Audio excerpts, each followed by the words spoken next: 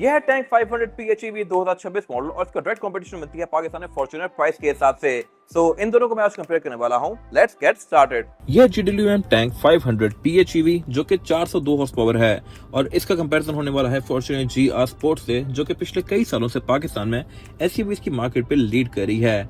इसका कोई खास कंपटीशन था ही नहीं, बट टैंक ने इसको टफ कंपटीशन दिया हुआ है।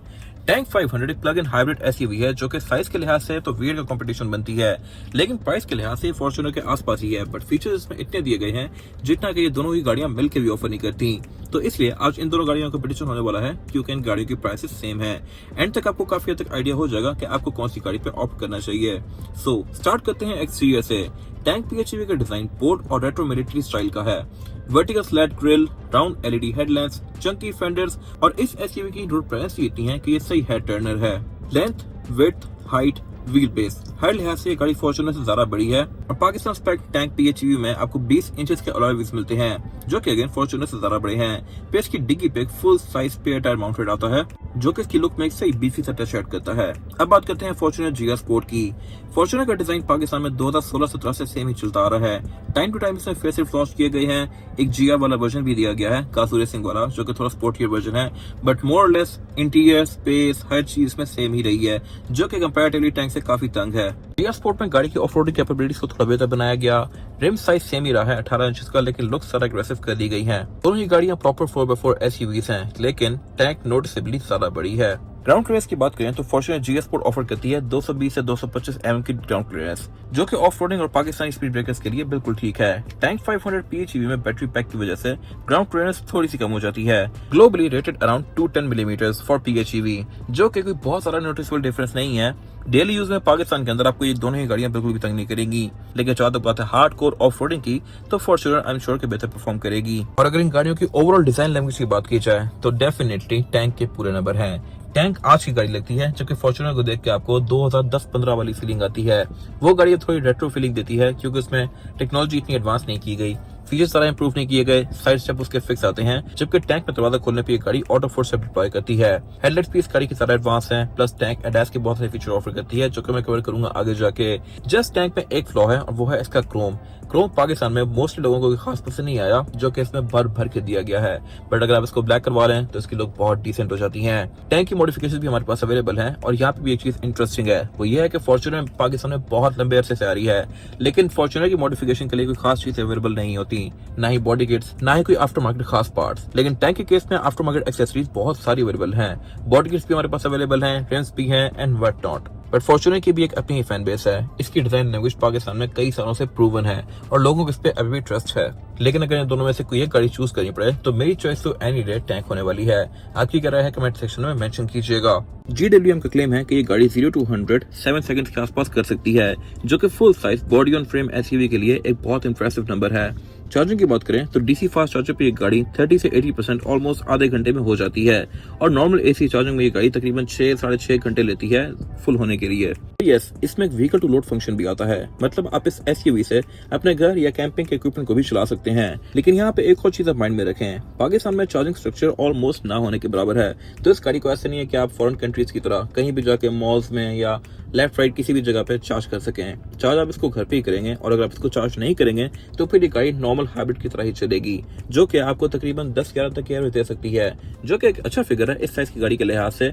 लेकिन स्टिल जो कंपनी क्लेम करती है कि एक बहुत जबरदस्त किस्म की एवरेज आएगी, वो आपको हर टाइम नहीं मिलेगी, सिर्फ तब मिलेगी जब आप इस गाड़ी को चार्ज करेंगे। मतलब जब भी इसकी चार्जिंग एंड हुई तो एवरेज तकरीबन 10 से 11 पे आ जाएगी। अब आते हैं फॉर्च्यूनर GR स्पोर्ट पे, वही प्रूवन रेसिपी जो कि पाकिस्तान में कई सालों से चलती आ रही है। 2800 CC turbocharge diesel engine 1GD FTV, जो कि टर्बोचार्ज है और डीजल है, और ये गाड़ी प्रोड्यूस करती है 201 हॉर्स पावर। टॉर्क का फिगर है 500 न्यूटन मीटर और इसमें ट्रांसमिशन आती है 6 speed automatic with paddle shifters. आप इसको पार्ट टाइम 4x4 पे स्विच कर सकते हैं या 4x2 पे यूज कर सकते हैं अपने यूज के मुताबिक, लेकिन यूजर्स के हिसाब से ये गाड़ी तकरीबन 10 या 11 तक की एवरेज ही देती है, तो एवरेज के लिहाज से ये गाड़ियां ऑलमोस्ट आस पास ही हैं और डीजल गाड़ी के लिहाज से भी एक रीजनेबल एवरेज है। लेकिन फॉर्च्यूनर में टैंक बड़ा है, ये गाड़ी 80 लीटर का टैंक ऑफर करती है, जो कि लॉन्गर जर्नीज पे एक कुल मिला के अच्छी रेंज ही दे देता है। और अगर आपके लिए कंफ्यूजिंग हो रहा हो तो बात करते हैं सीधे नंबर्स की। टैंक प्रोड्यूस करता है 402 हॉर्स पावर, फॉर्च्यूनर प्रोड्यूस करता है 201, तकरीबन डबल। टॉर्क है फॉर्च्यूनर का 500 न्यूटन मीटर, टैंक का है 750 न्यूटन मीटर, जो कि अगेन एक अच्छा खासा बम्प है। 0 to 100 टैंक का अंडर 7 सेकंड्स है। फॉर्च्यूनर का टोयोटा क्लेम ही नहीं करता, लेकिन ये गाड़ी 10 सेकंड से ऊपर ही जाके करती है 0 to 100। और यहाँ तक तो टैंक कंप्लीट विनर लग रहा है, लेकिन ये टोटल स्टोरी नहीं है। अब अगर बात करें फॉर्च्यूनर की, तो इसके कुछ प्रोस हैं। वो ये है कि इसके पार्ट्स आपको पूरे पाकिस्तान में कहीं से भी मिल जाएंगे। इसका इंजन बहुत हद तक प्रूवन है, सिर्फ पाकिस्तान में ही नहीं बल्कि पूरी दुनिया में। ये गाड़ी अच्छी खासी बीटिंग ले सकती है और इसकी मेंटेनेंस भी कोई बहुत सारा कॉम्प्लेक्स नहीं है, जबकि टैंक के केस में पार्ट्स आपको बहुत इजीली अवेलेबल नहीं होंगे। टोयोटा इंडस जितना साजगार अभी एस्टेब्लिश नहीं हुआ, आगे जाके कितना एस्टेब्लिश होता है वो देखा जाएगा। फिर टैंक का इंजन कॉम्प्लेक्स है क्योंकि टर्बोचार्ज भी है, प्लग इन हाइब्रिड भी है। फिर इसकी कैपेसिटी छोटी है बट स्टिल इससे आउटपुट इतनी निकल रही है। तो अगर आप बहुत लॉन्ग टर्म देखते हैं तो फॉर्च्यूनर शायद बेहतर ऑप्शन रहेगा रिलायबिलिटी के लिहाज से, लेकिन अगर अपनी गाड़ी को एंजॉय करना है तो एनी डे टैंक बेहतर ऑप्शन है। फिर बहुत सारे लोग जो लैंड क्रूजर से इस गाड़ी पे स्विच कर रहे हैं, उसकी वजह यही है कि लैंड क्रूजर कुछ टाइम में जितना लॉस कर देती है उतनी की टोटल गाड़ी नहीं है। और अब बात करते हैं इन गाड़ियों के इंटीरियर पे। यहाँ पे आपको मेजर फर्क नजर आएगा। टैंक 500 PHEV के इंटीरियर में मिलता है आपको नापा leather, front seats electronically adjustable हैं, साथ में हीटिंग, वेंटिलेशन और मसाजर का फंक्शन भी है। ड्राइवर और पैसेंजर दोनों की सीट में मेमोरी फंक्शन भी आता है और एक वेलकम फंक्शन भी है। जब भी आप दरवाजा खोल के गाड़ी में बैठेंगे तो ड्राइवर प्लस पैसेंजर दोनों की सीट्स इलेक्ट्रॉनिकली खुद एडजस्ट होंगी आपके हिसाब से। डैशबोर्ड पर एक 14.6 इंचेस की टच स्क्रीन है, साथ में 12.3 इंचेस की फुली डिजिटल इंस्ट्रूमेंट क्लस्टर भी है और ऑडियो के लिए 12 स्पीकर्स भी दिए गए हैं जो कि सही हाई एंड हैं। वायरलेस एप्पल कारप्ले और एंड्रॉइड ऑटो भी ऑफर करती है और इसकी रूफ में पैनोरामिक सनरूफ आती है। कैबिन को क्वाइट रखने के लिए GWM ने एक्टिव नॉइज कैंसलेशन और N95 ग्रेड का कैबिन एयर फिल्टर भी दिया है। PHEV के एक्सक्लूसिव फीचर्स हैं हीटेड स्टीयरिंग व्हील और हीटेड साइड मिरर्स। सर्दियों की सुबह के लिए ये दोनों ही चीजें बहुत यूजफुल हैं। लेकिन यहाँ पे एक चीज काफी इंपॉर्टेंट है जो कि आपको नोट करनी चाहिए गाड़ी लेने से पहले। पाकिस्तान में टैंक 500 में जो PHEV वर्जन आया है ये 5 सीटर है और इसमें जो 7 सीटर वर्जन है वो HEV है, यानी कि बड़ा वर्जन इसमें 5 सीटर आता है। अगर आपको 7 सीटर चाहिए तो आपको HEV पे स्विच करना पड़ेगा, जो कि एवरेज के लिहाज से एज कम्पेयर टू PHEV थोड़ी कम है। PHEV में बैक पे बैटरी पैक आता है जिसकी वजह से थर्ड रो सीट की जगह ही नहीं बचती। एक बड़ा ट्रेड ऑफ है जो कि फैमिली बायर्स के लिए मैटर करता है। ऑल्दो ये सीट्स मोस्टली लोग यूज ही नहीं करते कभी लाइफ में, बट स्टिल होना ना होने से बेहतर है। Whereas on the other hand, Fortuner GR Sport 7 seats offer करती है। तीसरी रो में आप छोटे बच्चों को बिठा सकते हैं, सीट फैब्रिक की हैं और GR Sport के इंटीरियर में जगह जगह रेड स्टिचिंग कंटिन्यू की गई होती है जो कि GR वाली थीम को सिग्निफाई करती है। थर्ड रो सीट्स में एंट्री और exit as compare to tank के HEV वर्जन थोड़ा मुश्किल है। टैंक में अगर आप HEV लेते हैं तो बैक पे 2 लोग कंफर्टेबली बैठ सकते हैं। और एक और चीज भी यहाँ पे नोटिसेबल है, वो ये है कि GR स्पोर्ट में सीट्स साइड्स पे फोल्ड होती हैं पुरानी गाड़ियों की तरह, जबकि अगर आप टैंक में HEV लेते हैं तो इसकी सीट सिंकिंग वाली आती हैं। ये चीज टोयोटा ने अब जाके लैंड क्रूजर 300 सीरीज में ऑफर की है या लेक्सस RX 600 में ऑफर की है। तो अगर आपके लिए वाकई में 7 सीट्स यूजफुल हैं तो फिर आपको टैंक HEV पे ही जाना चाहिए।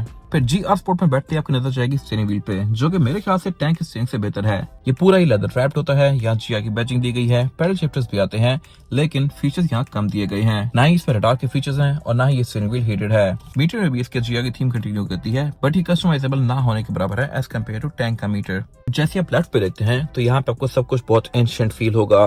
टैंक में स्क्रीन वगैरह काफी बड़ी दी गई है, फीचर्स के लिहाज से गाड़ी लोडेड है और बिल्ड क्वालिटी भी यहाँ पे जर्मन के लेवल की है।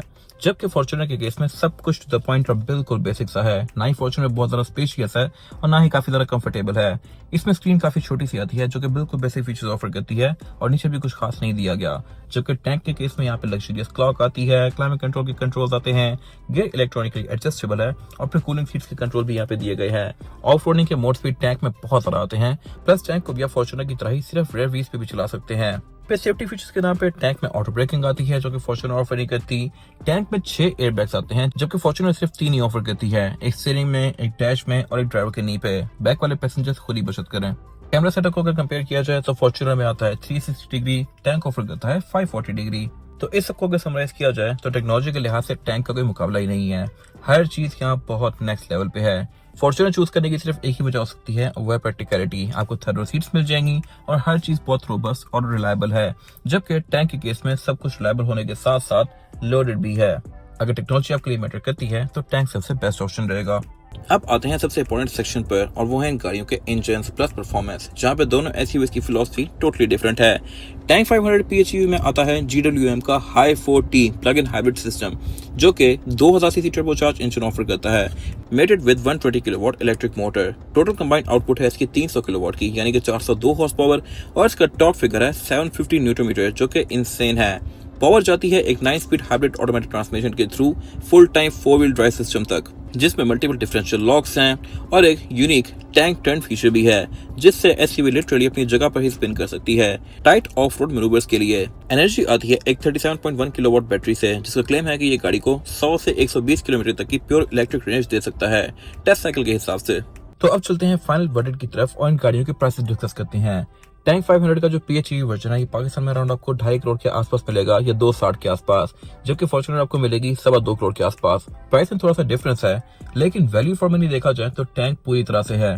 टैंक में लिटरली बहुत ज्यादा फीचर्स आते हैं। अगर आप इस गाड़ी को एक बार एक्सपीरियंस कर लें तो इसके बाद फॉर्च्यूनर आपको कुछ भी नहीं लगेगी।